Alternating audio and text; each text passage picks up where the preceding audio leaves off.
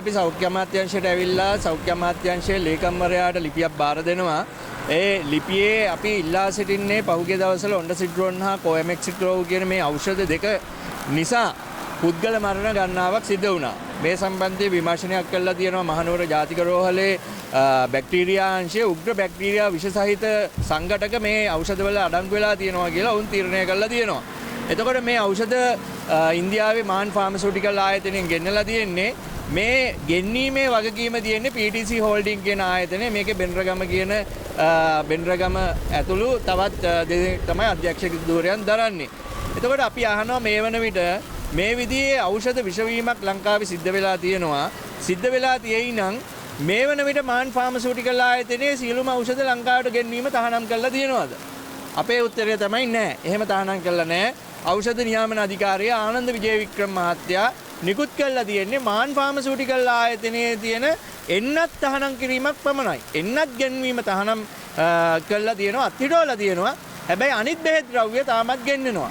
එතකොට මම අහනවා මේක ලංකාවේ නියෝජිතයා වෙච්චි MTC Holding එකේ බෙන්රගම් මහතාගේ කම්පැනි මේ වන විට ඖෂධ නියාමන අධිකාරිය තහනම් කළා තියෙනවද?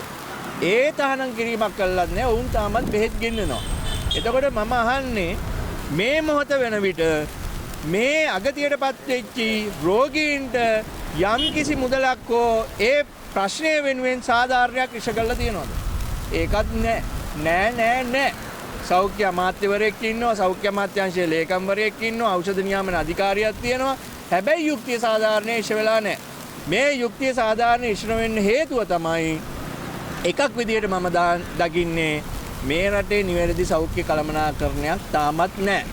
එතකොට දැන් CID එක මගෙන් ඇහුවොතින් අයියෝ කොහොමද මෙහෙම කියන්නේ කියලා මම කියනවා මේ රටේ සෞඛ්‍ය පද්ධතියේ සෞඛ්‍ය දත්ත ගබඩා කරන්න එහෙම නැත්නම් බෙහෙත් වල අඩංගුවේ තොරතුරු ගබඩා කරන්න නිවැරදි දත්ත පද්ධතියක් නැහැ.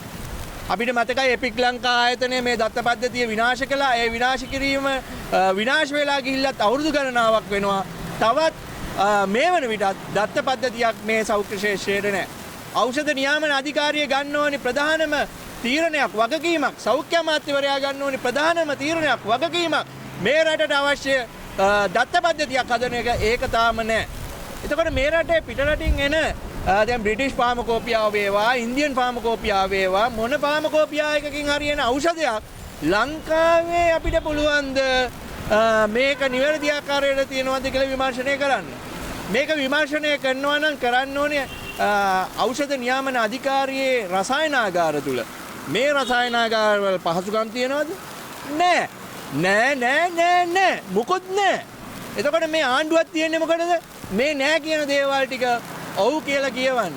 අනුර කුමාර ජනාධිපතිතුමනි ඔබතුමා නිවැරදි ආකාරයට වැඩ කරනවා කියලා දන්නවා.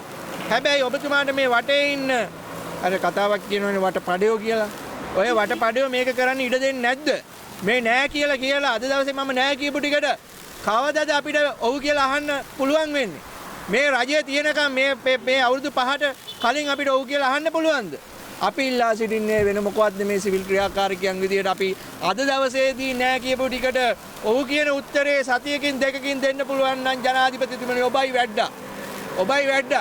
මේක කළා පෙන්නන්න.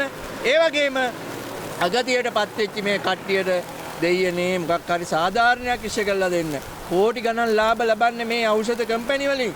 අපි කියනවා කෙලින්ම ඝන පිහිටවල කැට තියලා කියනවා ඖෂධේ ලියනවට වෛද්‍යවරයාට හම්බ වෙනවා ගාණක්.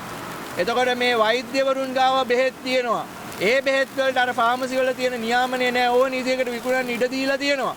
වෛද්‍යවරයාට ඒ හොස්පිටල් එකෙන් ටාගට් එකක් දීලා තියෙනවා බෙහෙත් මෙච්චර විකුණපන් කියලා. ඒ ටාගට් එක තිබ්බොත් තමයි ඉන්සෙන්ටිව් එක හම්බෙන්නේ. විදේශ මේ අප්‍රේල් මාසෙටයි ජනවාරි මාසෙටයි මේ ෆොරින් ටුවර් එක සංචාරය හම්බ වෙන්නේ පවුලටම.